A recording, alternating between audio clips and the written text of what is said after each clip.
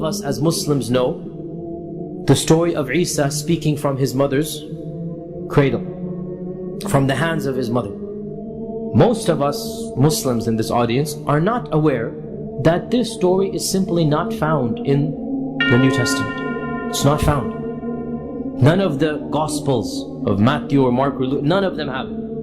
Also, all of us as Muslims know that the Qur'an mentions in 3 occasions the story of Isa and the birds blowing into it and they becoming real birds.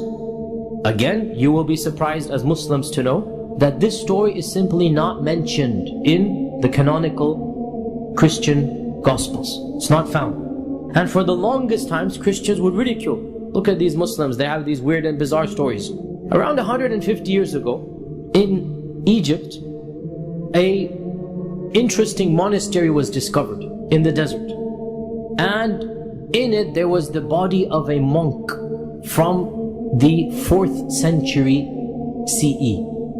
4th century CE. And the body of this monk belonged to a sect of Christianity that was lost, it's gone. In the coffin, there were scrolls, multiple scrolls.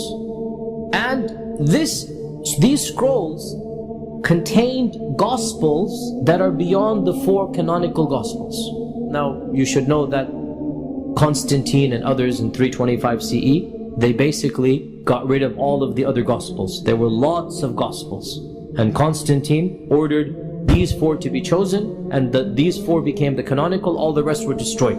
And to this day, most of them are destroyed. Once in a while we come across something from the ancient times. This was one of the most significant discoveries. One of these Gospels was the Gospel of St. Thomas. And it is now available on Amazon. You can Google the Gospel of St. Thomas. It was one of the lost Gospels. And in the Gospel of St. Thomas, we have both of these stories. The story of Jesus speaking as a baby, and the story of the birds becoming real birds.